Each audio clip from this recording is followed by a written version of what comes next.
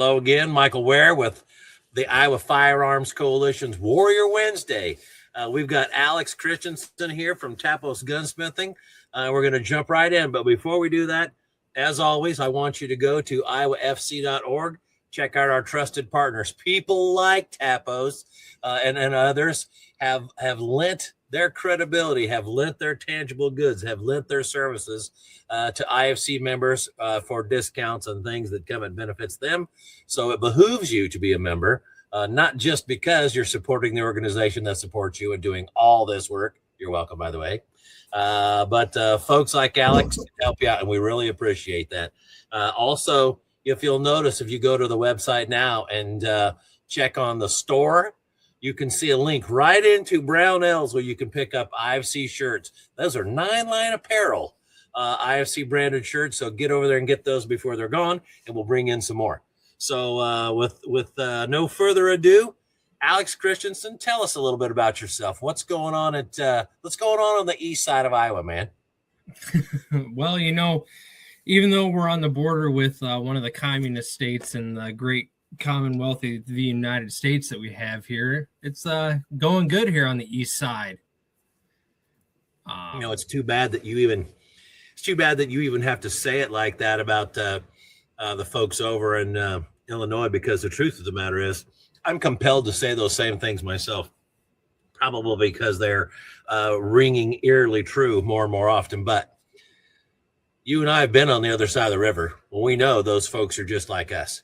The overwhelming majority are just like us, but they've got some heavy population centers that are swinging a big, heavy club. And I feel bad for them. I really do. It's hard for me to see my neighbors get tore up that bad, man. Yeah. It's especially, what was it, beginning of last year?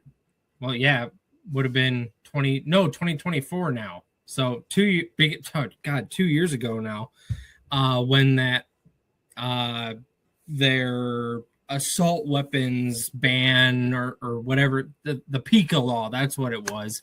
Yeah. When that went into effect, it hit hard. Folks were like scrambling at the end of the year to get what they could while they still could. And then I remember when they had an injunction put in place for it was maybe like 36 hours. People were scrambling to stores to try and get what they could. And yeah, I feel bad for them. And the best advice I can get them, I know it's not feasible for everybody, is move to the right side of the river. Well, maybe that isn't so much of a stretch for some people, because let's say, the Quad Cities is a great example. There are people there that live in the Quad Cities area, and they go across the river to work or live across the river from work. So it's not much of a stretch in some realms to make a move, because if you moved from one home to another, you could keep your livelihood. You know what I mean? Now, right. I don't relish the idea of leaving my home, the things that I have built and bought for myself, to go across to the other side. You know what I mean? But I can see how that might be somewhat viable. I've got good friends in California, and they're like, I've lived here for 3 generations. This state's walked away from me. I don't think that there's anything I can do, but it's hard for me to leave everything that I've ever known, because it's getting this bad, and they're running out of options. They really are out there. Yeah, it just keeps getting worse and worse. I mean, every week, if not every couple of days, it seems like there's something new popping out that Governor Newsom has introduced for a ban. It's the banning of certain.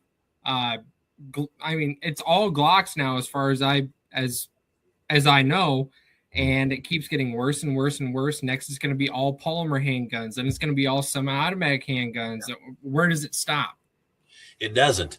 And when what they intended on doing is working well, because now there are companies coming out and saying the business climate is so inhospitable in California that we can't sell product into there, which is what they wanted all along. And so now those companies are getting, they're getting beat up online saying, oh, you walked away from Americans, whatever else. And I'm like, well, yeah, that's true. They did. And I'm not happy about that, but they were left with some really lousy choices.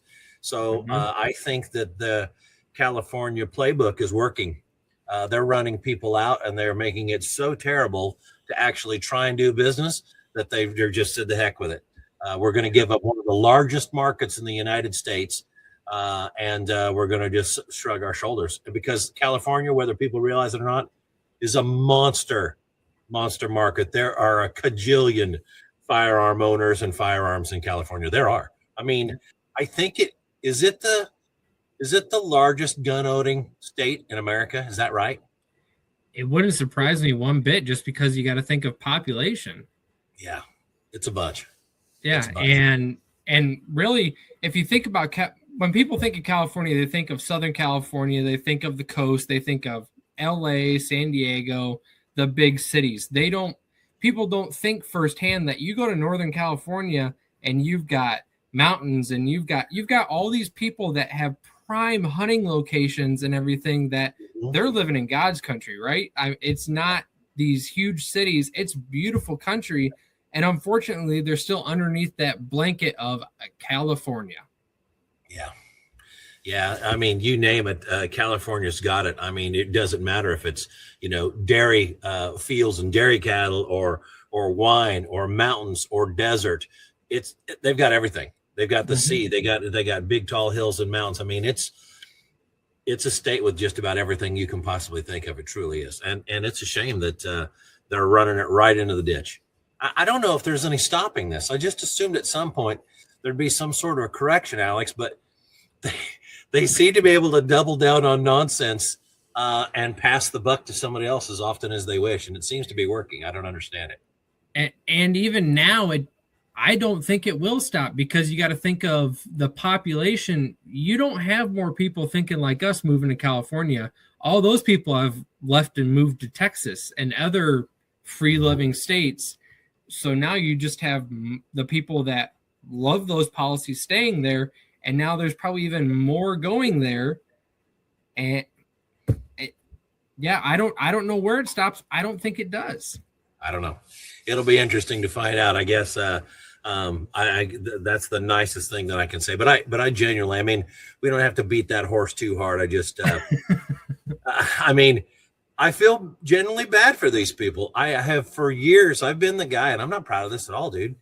I've been the guy who is quite willing to say, well, that's a California problem. Take care of it or move. Can you imagine if that happened to us right here? Nope. Would I be willing to give up everything that I had done and built? The 30 years of putting time and energy into a property, raising kids on it, all this other stuff, and then having somebody say, "Well, too bad, change the law or leave." That almost seems like it's not even an option, No, and when my wife and I first started out together, we lived through owned three different houses, one at a time, within a span of our first house we bought the end of 2015. The third was the end of 2019. So in that 4-year time span, we had moved 3 times out of our parents, into our first house, into the second, into the third. We're still in the third. I ain't moving, especially now, because I've got all this behind me. I have the entire shop in front of me. I don't know how I'm going to move the equipment if and when I have to move. I dread it. So yeah, if I thank God that I chose to stay in Iowa. I've lived in Iowa my entire life. And I thank God, because we live in such a free state comparatively to places like Illinois and California, now Washington, and so many others. Look at the Northeast and everything else. And it's here's the shameless plug. The IFC has done so much to help retain and improve gun ownership and preserving people's rights in this state, that gives us a reason to stay here. Yeah, I agree. We're doing as much as we possibly can on the Second Amendment realm, but the fact of the matter is, there are some really, really good advocacy groups. There have been some really, really good elected officials. There have been some really good corporations that have all put time and energy into Iowa, and I'm tickled that they have. I really am. So you mentioned something about the stuff behind you. Let me add your website to the stage here, just so everybody understands. It's taposgunsmithing.com. And just for the people listening rather than watching, that's TAPOS, Tapos, gunsmithing.com. Tell us a little bit about the business, man. Well, I started this as a hobby side job while I was a third shift electrician for the world's largest dog food manufacturing facility. And the official business started as the side hobby during that. I've been gunsmithing in some aspect for about 13 years now. I've always been in the trades. I've always been a tinkerer. You can ask my parents about that because I'm pretty sure there were a couple VCRs that got torn apart and not quite put back together right when I was about 7. There you go. And then I've always been a builder. My grandparents gave me the patron saint of St. Joseph when I was very little, just because I was always working with wood, working on different projects and everything else as much as I could. And I actually grew up and I've got my full story, my full backstory on my website, so I won't go into all the details, but I actually grew up in a gun-free household. My mom was severely anti-gun to the point where I couldn't have airsoft guns. The most I could have was a water gun, maybe a Nerf gun. And we're not talking the good ones now where they actually hurt. It's the ones where it's like, oh, good, you just threw a wadded up paper ball at me. When I was 18, me and my buddy who got me into hunting, we went to Gander Mountain because they were still a thing, and bought my first shotgun, which was a Remington 870 12 gauge Super Mag. Still have that gun. Will never sell that gun. And my tinkering just applied to guns. I couldn't leave them together. I had to take them apart, put them back together, hope they still worked. And when they did, it was fantastic. And I just kept going and going and going. That turned into modifying guns and fixing my own guns. Then in 2020, when that whole debacle happened, I was working more than ever and didn't really have much time or reason to go anywhere to do anything. I was watching Hickok 45 videos a lot, and he had a sponsorship read he had for SDI. And he said, what a better time to do some distance learning than that. And I was like, yeah, that's not a bad idea. And I already had an engineering degree at this time. So I went through SDI, got my associate's degree in firearms technology, and went through all of their gunsmithing courses and everything like that. Got my associate's degree in firearms technology. And yeah, to fast forward, got my FFL at the end of 22 after Governor Reynolds signed the bill into law that prohibited local municipalities from dictating what kind of businesses could and could not operate out of home-based. So previous to that, Davenport did not allow home-based FFLs. And at the end of 22, I was able to get it because she signed that bill into law. I believe it was in July of 22. So I got my license at the end of 22, just renewed it here at the end of 25. And I believe the count of firearms that have been through here on my books since then was right around 1,100 in that 3 years. So I stay very busy. This past year, I kind of moved stuff around in the shop, got more organized. My wife actually said something about a couple ladders that weren't in the garage because I work out of the garage, the entire garage. She said, these ladders belong in the garage. I said, we don't have a garage. We have a gun shop. I understand how that works. Yes. So yeah, business is doing fantastic. Do a lot of machining. I've got I've got, I don't know, maybe I've got over a half a dozen custom bolt action rifle jobs in here right now, including conversions to a newer straight wall called the 41 Great Lakes, which was made by some guys up in Michigan. So been working with them kind of as a, I guess you could say one of their trusted partners. Have guns in here for guys in Nevada. I just did one for an Alaska guy. The majority, of course, is Iowa customers. I've got a few Illinois customers, what they can still have. Michigan, Indiana, Virginia, and I've had several other states, but yeah, I'm very blessed. I'm glad. I'm going down through your offerings here and looking through a few of these things. It's to the point from one gunsmith to another. It's to the point that I start getting a little prickly when some of these guys out there call themselves gunsmiths because they're not. I mean, I go down through this and I'm looking through the things that you're offering, and you're giving a scheduled pricing list for a lot of stuff. There's a whole ton of stuff that I'm seeing on this list that by the overwhelming majority of people calling themselves gunsmiths cannot do. They don't know how. They've never been trained, or they wouldn't know. They wouldn't. It's just not in there. It's just not in them. You know what I mean? And so it's a little tougher to find an actual gunsmith today than it used to be. I mean, swapping parts on an AR like their logos, or drifting a sight in and out, that's fine.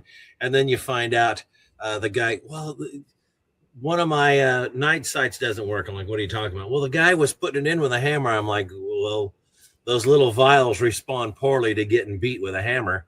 So maybe the sight isn't bad. Maybe the guy broke them. Oh, that's not possible. I'm like, yeah, it is. Mm-hmm. That's how I know, So it makes a difference whether you're actually doing work, artisan work, or whether you're like you say, and what is it? You said not a parts changer, a parts. Oh hanger? Yeah, not just another part changer. Yeah. My whole logo originally was, repairs, customizing, accurizing, whatever. But then as I got talking to more and more people, like you were saying, it's hard for someone. I don't like to, talk about anybody else's business because it's just not what I do. But like you said, there's a lot of people out there that call themselves gunsmiths, but they're an armorer, maybe an armorer plus. Some of them might not even be to there. They might be just Lego operators. Yeah. You've got to expand on that so that people understand that. When most people hear the word armor, that makes most people think, oh, that's an elite moniker. No, it's not. An armorer basically means you can uninstall this part probably and put that same part back. That doesn't mean much more than that. Yeah, that's where you can take an AR, you can take the bolt carrier group out of the upper assembly, you can completely disassemble that bolt carrier group so that you've got each individual component. You can rebuild that part with new springs, a new ejector, a new extractor, whatever, and slap it all back together and put it back in the gun. That's an armorer. The difference between an armorer and a gunsmith, when they take something apart and something's broken, you aren't always going to have parts on the shelf that you can have next day if you order it before 1:00 from Brownells. It's going to be that you have to figure out what metal alloy that you need to use that's best suited for that purpose. You need to know how to make it so that it's a functional component. Then after it's made, does this need to be heat treated? Does this need to be annealed afterwards? And then you need to do a final fitment. And then, oh, wait, now I need to fix the stock that's cracked completely in half. Mm-hmm. I've actually been blessed to get some business from one of the, I don't know if it's one of the world's, but definitely one of the countries, if not the biggest auction company. And my, let's say my interview work, my debut job I did with them was they brought me an 1873 Winchester that had a deluxe original stock, with engraving, with the bill of lading from Winchester that had all the prices, where the deluxe stock with checkering was a whole $5, that had suffered a mass casualty during transport by one of the country's courier services. Yeah, it was in several pieces. I believe it's on the website. But I had to fit all that back together, even sister in a piece of stock from a donor stock that had the best matching grain, fit that all together so it didn't look like it happened, recut the checkering and refinished so that they could at least still sell it at auction for, I don't know, a couple $10,000. Yeah. And there's a massive difference between part changers, armorers, and gunsmiths. And well, it isn't just about the level of work or artisanship or whatever else. I think that what people need to understand is it's often about the ability to actually diagnose something. It's one thing to have a prescribed need. If you walk in and say, hey, I need you to drift out this front side and drift in a new one. I even brought the part. Okay, well, there's a lot of folks that could probably handle that, But if you've got this thing going on where, listen, this gas system short strokes, or this is doing that, or I built this weapon myself from parts or whatever, and it's not doing this, or worse yet, about every fourth magazine, it'll have this one particular hiccup, and then I won't see it again for 120 rounds. You need to actually understand what's going on in there and know how these parts work in a big concert, so to speak, so that you can narrow things down and actually diagnose something efficiently and hopefully with a bare minimum of parts, if that's what it requires. And dude, there's nobody that's left that can diagnose anything. I don't know if you work on wheel guns. It's like there's nobody in my neighborhood that'll even work on revolvers anymore. Nobody can touch them, or some guys can't even get them apart, much less do any work with it. I'm like, well, it's not voodoo in there. It's still, whiz bangs and Rube Goldberg, and inclined planes, and little gears. I mean, it's there. Yeah, but, and I find that it scares a lot of people. Like, I had somebody bring me a Sweet 16 A5. You've probably seen a million of them, and I've seen a million of them. But as soon as I started taking the lock screws for the cross pins for all the different components of the trigger assembly, once I started taking all that out, he was like, "Yep, that's already past me." I'm like, and I told him, I said, when I took my first A5 apart, which it's got to be a rite of passage for a gunsmith to completely take apart an A5 at this point. When I was taking it apart, I was telling him, the first time I did this, I was like, I don't know about all this. This is a lot of screws. And I would take a piece of cardboard and punch it all out, label it and everything. Now it's just, that screws for that. That screws for that. Yeah. I can set it down and come back a week, and I'll probably still know where it is. And if not, I've got a notebook that I've wrote down that my sons will sell 50 years from now, and maybe make a profit off of it. Yeah. Well, there are aids. I mean, having a good cell phone camera will take you a long way. I'll admit freely, I'm not ashamed to say this. I do take pictures of some stuff from time to time now, because I'm in a big hurry, because I need to move on to the next thing. And I want to record quickly what's going on so I can move on. And that actually works pretty well for me. And I'll also admit, I wouldn't consider myself a YouTube gunsmith by any means, but there are some good videos out there that are helpful, because sometimes, granted, I could thumb through the gunsmithing kinks books from Brownells long enough and maybe find something.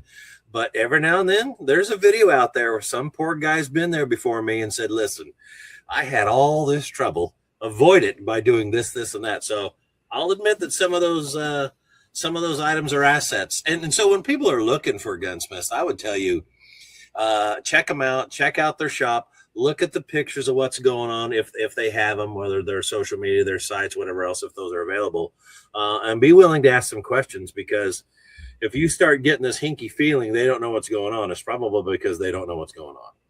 Yeah. And I'll admit the same, you know, YouTube is a fantastic tool for anything. I mean, if I've got an issue going on with a vehicle that I've never seen before and I want to figure it out, see, that's the first thing I'll do is I'll YouTube it or Google it, whatever. And I'll go even a step further. AI. Great example. I just got a laser engraver in the shop this week, and I'm not a computer programmer at all. And there's a lot of parameters that go into this thing. So, you know, I was listening to and watching whatever random videos on YouTube for setting up different stuff, blah, blah, blah. And I was like, okay, this is taking too long. This is a lot of wood stuff. I'm engraving metal. So I asked Google Gemini, hey, I've got some 4140 alloy steel. What's a good setting for my 60-watt MOPA fiber laser for engraving 3,000ths deep? Here, put these settings in.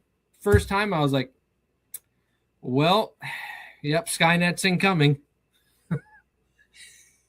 Well, you know, it's kind of interesting. We're starting talking about AI already. It's become something, I don't know how to put this. It's probably going to be as good as we allow it to be. And I say allow because we are still in the driver's seat because we're programming AI, so it is us. But the interesting thing about it is there's going to be a time period here. I don't know if you remember back when Facebook and Instagram were actually good social media platforms, in that the quality of your content would drive you forward regardless of other things. Yeah. And so people were picking up lots of followers, and they were spreading, and they were putting themselves in front of a lot of people before the algorithm came in and said, I was programmed to say this, and this are bad. They've got to have really, really great stuff before we're going to let it out there and let it flourish. So that's mostly the scenario now. You can still go places, you can still go viral and whatever else, but it's a heck of a lot harder, and it's really tough to gain followers. AI is in an interesting stage now because it's out there looking for the very best quality. It's looking for the very best content. And to my knowledge, it isn't prioritizing one thing or one avenue of thing over another. I have no doubt you and I will become suppressed quickly. But right now, if your site content, if what you have done, if you have this kind of content, you will move up quickly in AI's eyes, so to speak, so that your stuff is propagated forward. So like IFC's got, I don't know, 2,000 blogs or something like that, a whole bunch, and tons of content with lots of links back to code or articles or court findings, whatever else, that verify its content. You know what I mean? That make it really valuable. And we've been doing this for years, not to feed into AI, but AI is recognizing these people are a true Iowa resource, and we're coming up all over the place there. And it's a culmination of a lot of years, a lot of quality. So when you do what you do, Alex, at Tapos, then I would like to think if it's documented in such a fashion that an AI crawler can scrape for it, then you're going to come up. But if you're doing the boilerplate stuff that looks like everybody else, AI isn't going to push you forward. Yep. It's looking for the best quality, no question. Oh yeah, absolutely. That's, you know, I take pictures of just about everything that I work on, and it really, I really kick myself when I get done with a job and I realize, oh no, I didn't take a before picture. Like if I do a real, you know, 5-star restoration or whatever refurbishment of a high grade whatever. That came in rusty, wood was just junk and everything else, and I completely re-blew to a high mirror polish and do a, you know, 20,000 layer deep oil finish on the stock with checkering and everything else. That's great at the end. Everybody's seen a nice gun, but when you don't take the before picture. Yeah. This one looks like I found in a barn, probably because I did. Yeah, yeah, lots of those. Yeah, no kidding. So, are you doing this full time? Yep, I've been full time since March of 24. In April of 23, I left my job as an electrician on night shift and actually went to work at LMT Defense in Eldridge. Okay. Was there for about 11 months. The beginning of 24, I actually went part-time there because I was as busy as I was here. And then by March, I didn't have to drive that 25 minutes to Eldridge every day. I could just stay home. And yeah, it's just, it hasn't slowed down. It's only sped up, and the needle is still in the red on RPM, and it's a good time. It's the best job I've ever had. Can we slide sideways for a minute? Sure. You said that you had worked at a place that made dog food. Do you have a preference on what's considered a good brand and a good food, or what is it? I feed my dogs Purina dog chow. Okay. Okay. Yeah. I mean, I really don't have a preference. I've seen how it's made. I can't imagine it's made much different anywhere else, because at the end of the day, they're all trying to make a profit. It all depends on how much profit they're getting over the other. Some ingredients might be better than the other, but it wasn't like I saw, mice and everything being thrown into the kettle. Yeah. Okay. All right. But not Old Roy. Is that what you're saying? I don't know about Old Roy. I'm not quite Cousin Eddie. I may look like him when I'm wearing my fur trapper hat and I'm walking around outside with my jeans tucked into my boots and, waving to the neighbors, taking out the trash, but that's part of it. Quite. That's part of it. Okay. So, well, how do your folks feel about you transitioning to what you're doing now based on your upbringing? Is that a problem? No, I'd actually say that at least my mom, for sure. My mom and my dad they're together and everything. They've been married. Let's see. This year was 40 years for them. And my mom became a gun owner in fall of 22. Was it? Yeah, it was fall of 22 when she was, she was in her 60s, I'll say that. Okay. She became a first-time gun owner. My dad still isn't a gun owner. He's still not crazy about guns, but he's proud of me.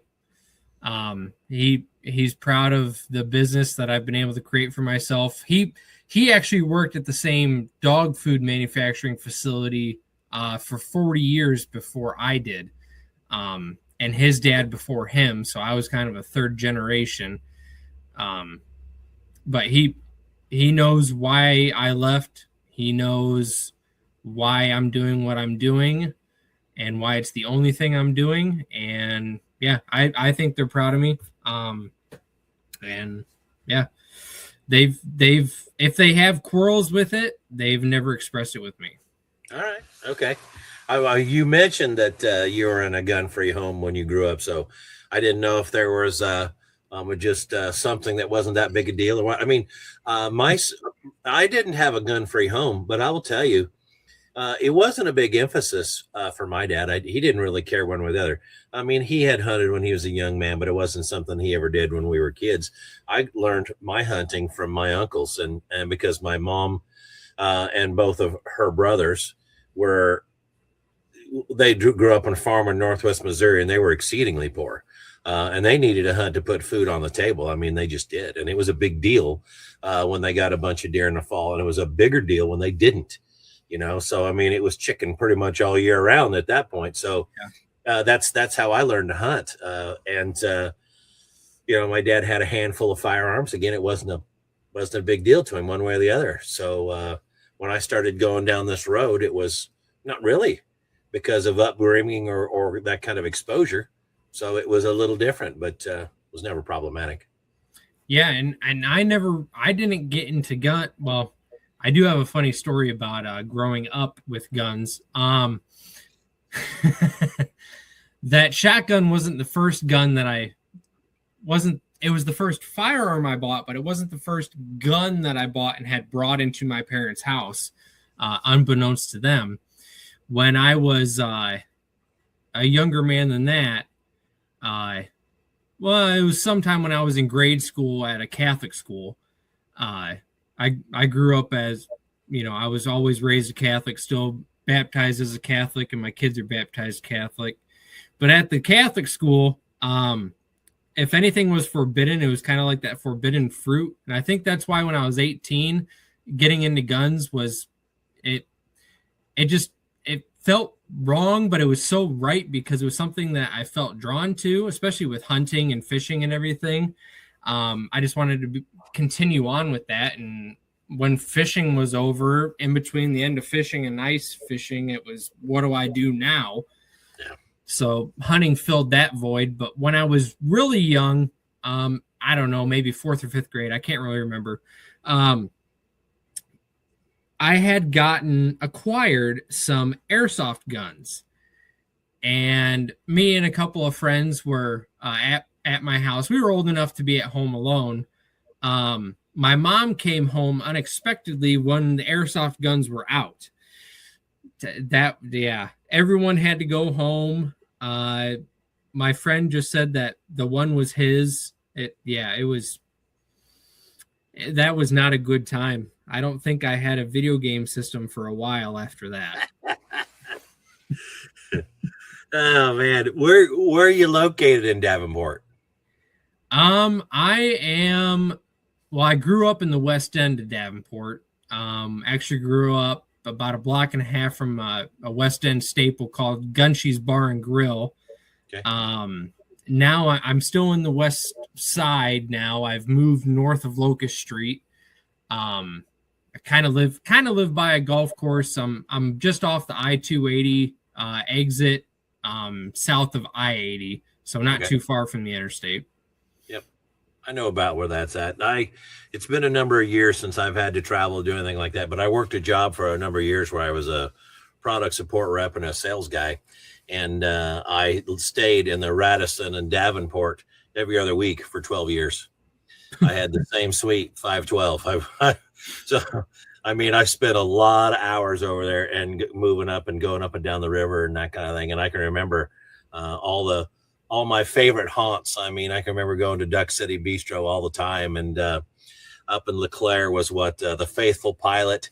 And then up the street a half a block was the one where all the ties are on the ceiling, Sneaky Pete Sound Right or something like that. Oh, yeah. That's closed down now.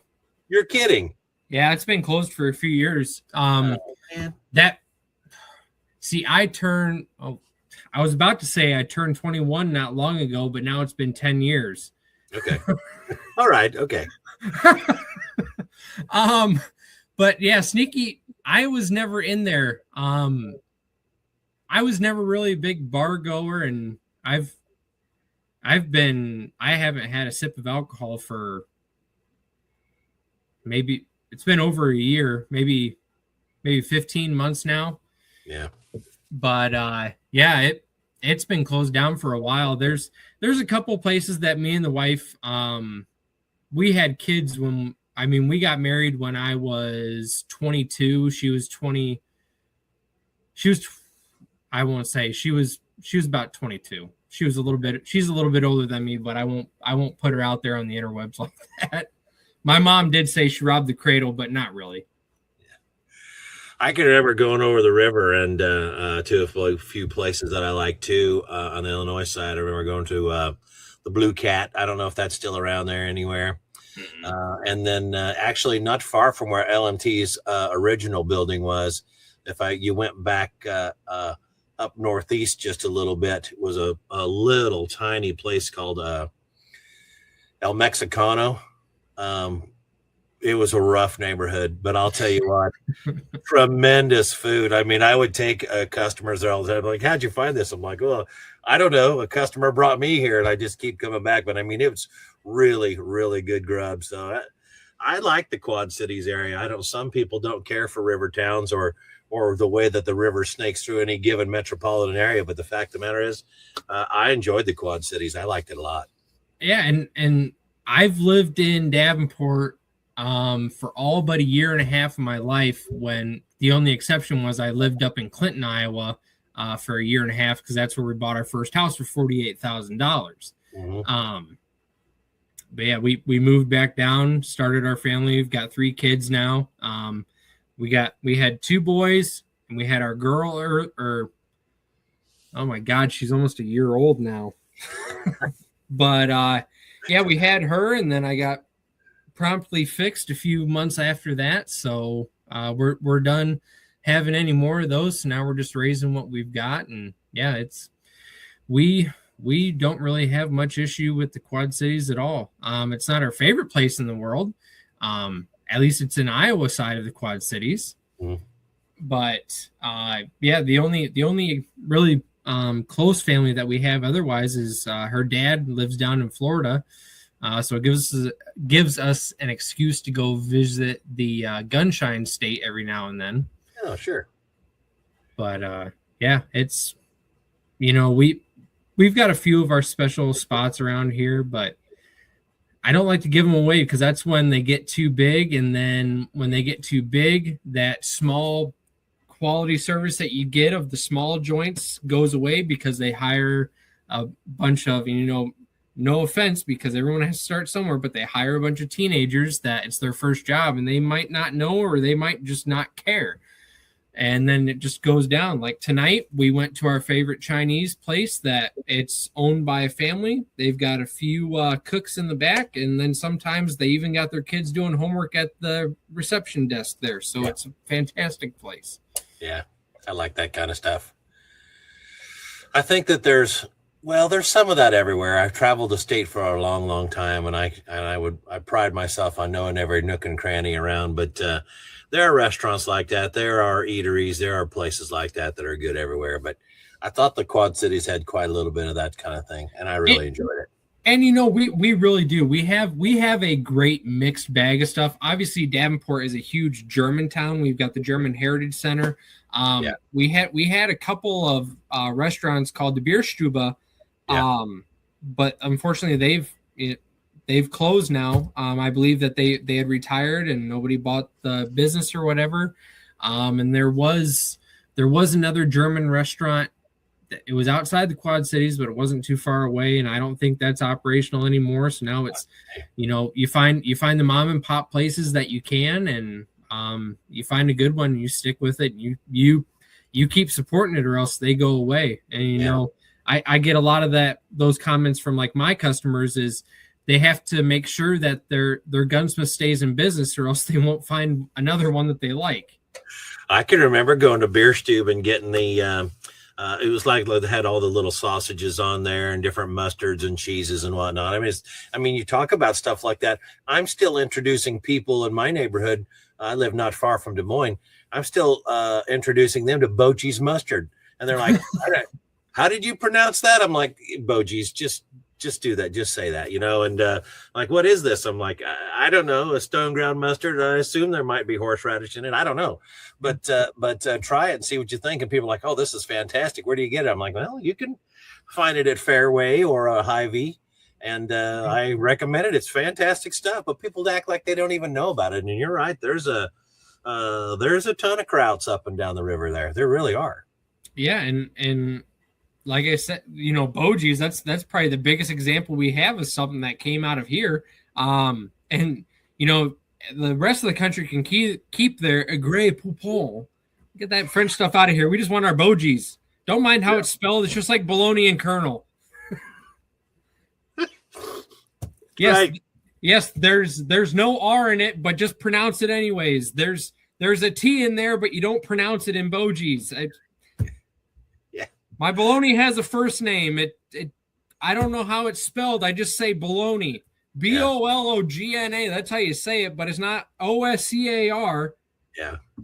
With the MAYER, which is another, Davenport thing. We've got Kraft, and we used to have the Oscar Mayer right down on Rockingham Road off of 61 River Drive. Yeah. But they moved up north by the Farm and Fleet, whole new facility and everything. And now we've got a whole Amazon facility in Davenport, right by the Mount Joy Airport. It's massive. Yeah. It's horrible for small businesses, but I'm not gonna be a hypocrite and lie and say that I don't get same day delivery stuff from Amazon when I need it. Yeah.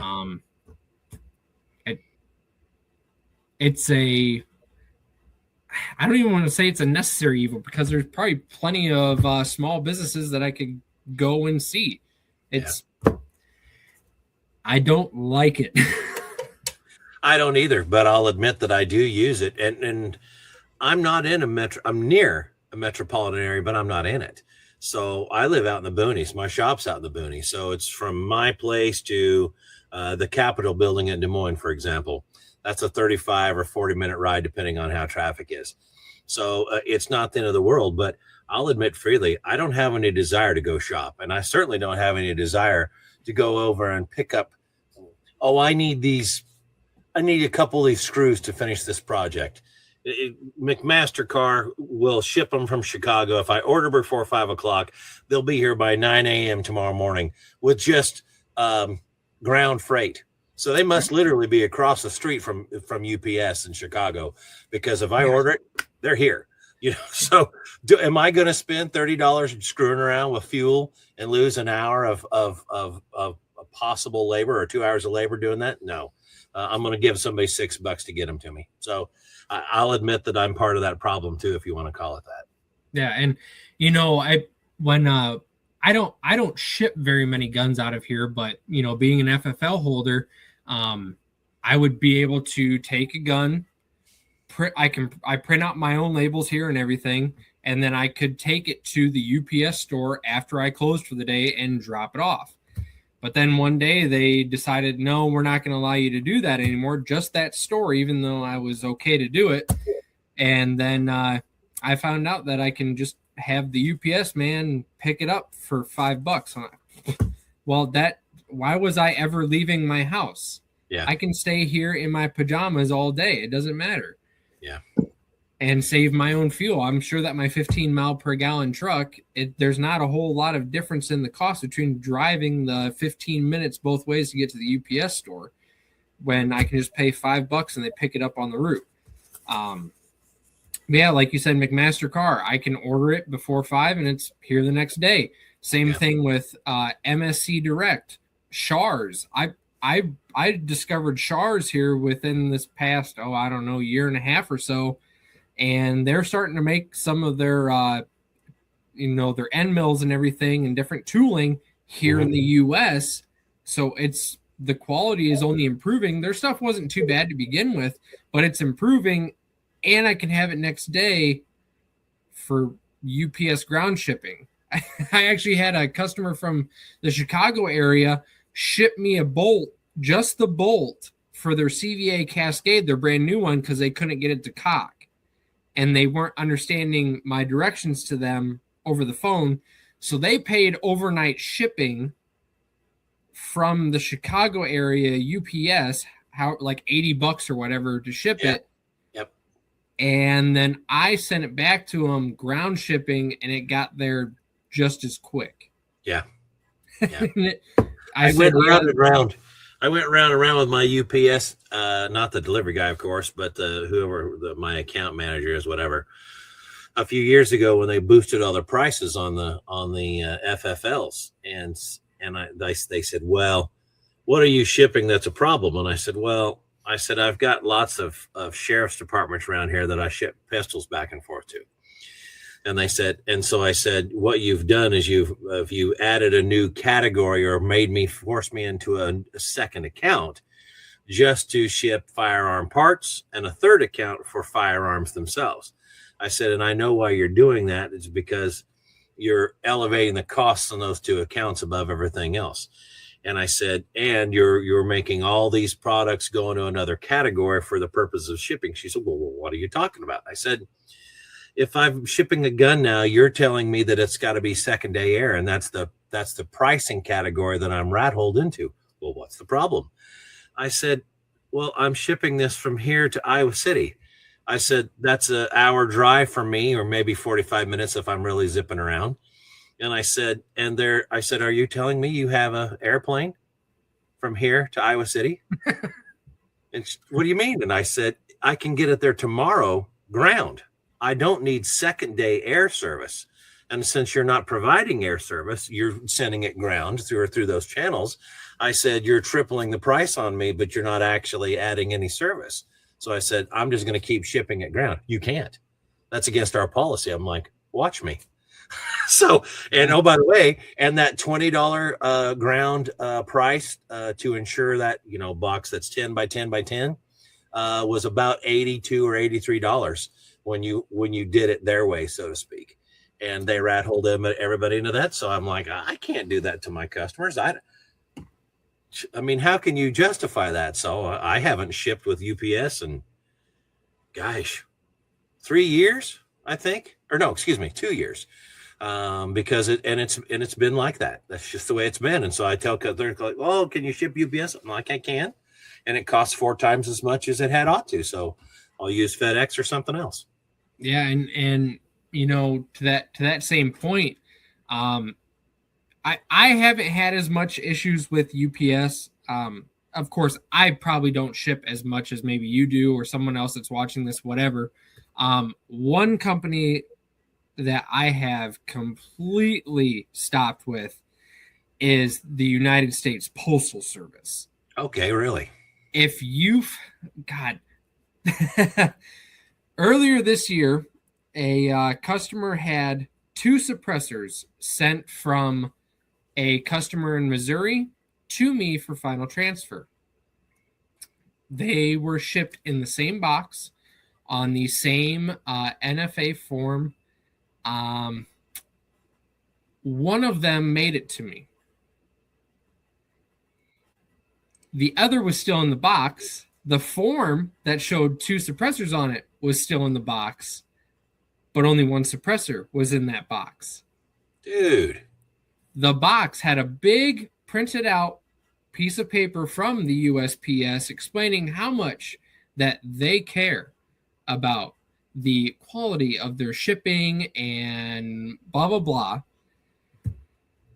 And I asked the customer, was there any certain spot that this package spent more time than anywhere else in its travels? And they said, yes, the Des Moines Post, the hub. Yeah, the bulk mail center. Huh. Yeah. Huh. I wonder if somebody found a tube there and they just decided to throw it away, or, this might be good for something else. And since then, this is the first year that I've had issues, but this year they've lost 5 packages on their way to me. And they're not long distances. What really, really just makes me chuckle is when something will come from, say, Washington State. It'll go from Washington State down to Colorado, through South Dakota, then Missouri, then it goes to Tennessee, then Kansas, then back to Missouri, then it goes to Des Moines, then it goes to Chicago, and then it's back to Davenport, maybe, and then it goes to Milan, and then back to Davenport because they put it on the wrong vehicle. Yeah. But all of them have those problems because everybody has humans employed for them, and I understand that.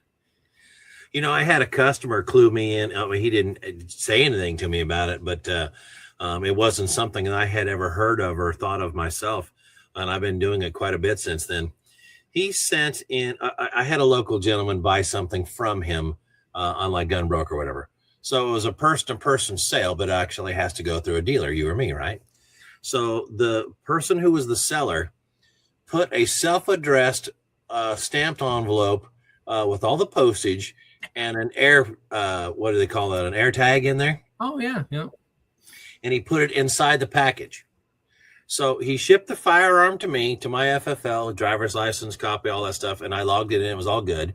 And there was this note in there. And inside the bag was, here, can you send this air tag back to me? Just drop it in the mail. It's already paid for.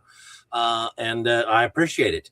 And so he was able to track that thing everywhere it went and knew where it was, when it was, and how long it was himself. Because I don't think he trusted other people, and because he wanted his air tag back, and he made arrangements for it to assemble.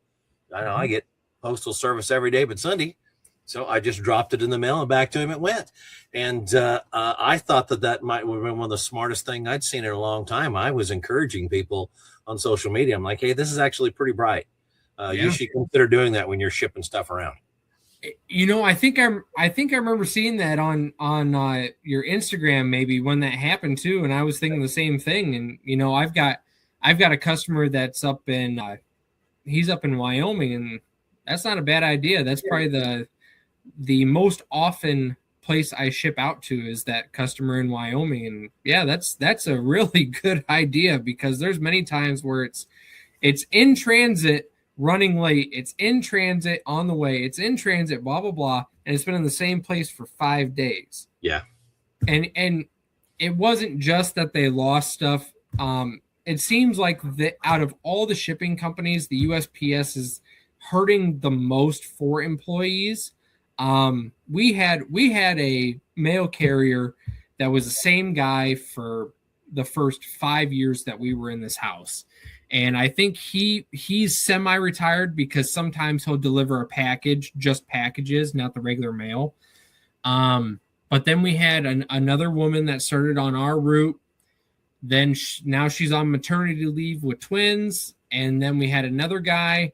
And then it was like a 5-day stretch, I think it was, where we didn't receive anything. And, you know, I've got that wonderful tool from the USPS in the informed delivery, where I can see what's supposed to be coming to me. And so I know if I've got any porch pirates stealing packages. Never had that issue, but it's nice to know what's coming so I can expect it. Well, for 5 days, we didn't get anything. Then on the 6th day, we got our mail for that day, but nothing for the back date, including packages. It's never the carrier's fault, because the carrier is just a person like you or me. Every employee for these companies is a person like you or me. Yeah. But as a collective, it seems like they may not be offering as many incentives as, say, UPS or FedEx. My father-in-law and brother-in-law are actually both UPS drivers in Florida.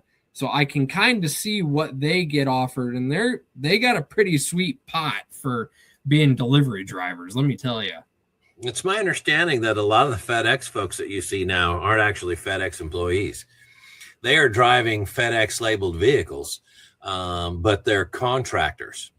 So there's a contract entity that hires a bunch of guys that have FedEx labeled vehicles, and they're out doing FedEx work, doing FedEx things. But I asked one guy about it, because he showed up in basically flip-flops and you know, I mean, he was pretty far from the standard FedEx garb. And I'm like, and he didn't really look the part, you know what I'm saying? Yeah. And so I said, hey, not that it bothers me one way or the other. I said, I don't care if you wear flip-flops. I said, you want to trip and in shower shoes and bust your face right here in my gravel driveway? Go ahead. I said, but is this standard FedEx issue? Oh, I don't work for FedEx. I said, well, what do you mean? He said, well, I work for such and such, and we contract to FedEx. I said, I didn't know that. I said, is that common? He's like, oh yeah, there's about 4 or 5 big contractors around here that are doing that now. So I guess it doesn't matter to me, but there are some organizations that take freight pretty seriously. And I will tell you this. I mean, I know this is surrounds the Second Amendment, not necessarily freight, but here in Iowa, I use a ton of Speedy delivery. Oh yeah. Speedy is the really best. Good. Yeah, they are fantastic. I know, same driver every day. He knows to come to the garage door. He knows the spiel. Says, hello, got 1 for you, got 5 for you, whatever. Have a good day. Yeah. Away he goes in the white box van. Speedy is definitely my favorite out of all these couriers. And I can't believe I didn't mention them until you said something. Yeah. Well, I set my Brownells account up, Speedy, and just as happens to logistical luck, but I'm about their furthest destination that this one particular route guy is on, and they work out farthest and work their way back in. So Yeah. if I get an order in at a pretty good time on day one from Brownells, I might have it before 9 o'clock the following day. Yeah. So if they get it out that day to Speedy, they'll have it out here real early. And man, that's huge. That helps me a lot. Yeah. When I order, it's usually, if I put the order in before 1 o'clock, I have it between 12 and 12:15 that next day, because that's what works out to be about the time that my Speedy guy makes it to me. And it comes from I believe it comes from Cedar Rapids for me, and then he gets to Davenport about 12:15, whatever it is. All right, then. So we chased the rabbits that time. The board, IFC board, will be like, "Hey, can you keep it about the Second Amendment just a little bit?"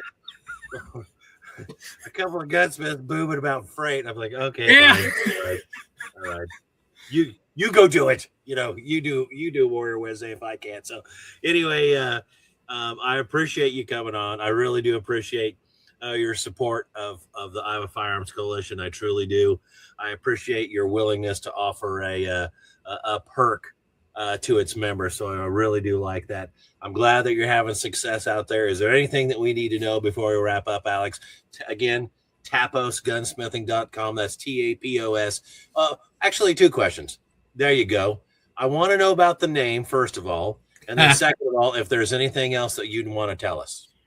Sure. Before I forget, before I go into the name, I'm going to go ahead and shout out another IFC trusted partner here on the correct side of Iowa, the eastern side. Up in Long Grove, there is a business by the name of Farrow's Lead Farm. Elliot Farrow and his wife, Emily. Great. I consider Elliot. Yep, there you go. I consider Elliot a friend. He's been very good about sending gunsmith customers this way when needed, whatever. Great folks up there. If you need suppressors, if you need the best operating 450 Bushmaster in the state of Iowa, go see him. All right, that's enough plugging for him. That's enough brown nosing. Anyways, he doesn't mind. No, he doesn't. He'll let you know. He'll accept it. Yeah, he'll let you know exactly what he's thinking before you're even done thinking. But anyways, the name Tapos. I found this out after I named it, and I'm not even the one that named it. Tapos actually means, it's roughly translated to finish, and I believe one of the Filipino languages. Don't quote me on that. I've just had customers that speak certain languages ask me how I came up with the name, and that's what they told me it means. I'm really glad that's what it means and not something way worse. How I got the name Tapos was when I was working that third shift electrician job. As you do in maintenance, if you've ever worked on a night shift maintenance crew, you have, I'll say you have, for any of the maintenance bosses out there, you have very little free time in between all the crazy trouble calls you get every night. But in that free time, when you're working on side projects in the maintenance shop, you have some conversations with your fellow employees. And sometimes they may be sitting down, leaning up against a water pipe, taking a little siesta. And some of them are named Tim. Tim, if you're watching, move out of Illinois for the love of God. So we were all doing the same thing, and somebody said, Tim, are you going to do anything tonight? And it just blossomed from there. You know, you going to do anything tonight? You're going to do anything, even though he was working like the rest of us.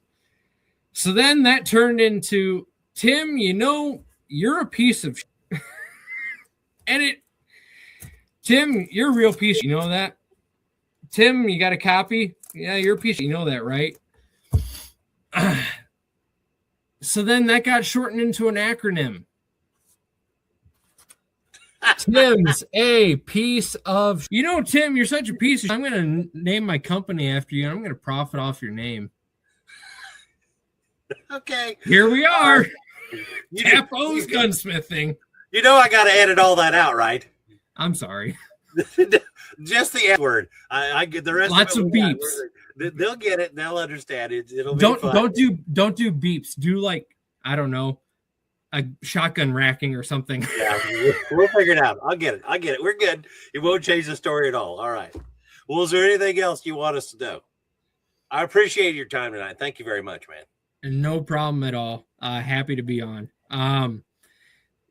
The only thing I want to add is, keep the fight doesn't end just because we live in a state that is very firearms friendly. It can always be more firearm friendly, such as, things that go boom more than once with the pull of the trigger. We'll get there one day, whatever. Keep supporting the Second Amendment. Keep supporting the entities that work hard all day, every day, 24/7, 365, sometimes 366, to keep our rights intact and to keep affirming that we can still have so much more. We are still suppressed, and we need to keep supporting places like Iowa Firearms Coalition, FPC, GOA, NRA, you name it. Any of the companies that are doing good for the Second Amendment, we have to make sure that they are still able to do so. Agreed. Alex Christenson from Tapos Gunsmithing, TAPOS gunsmithing.com. Check him out. Thank you for your time tonight, everybody. Take care. Thank you.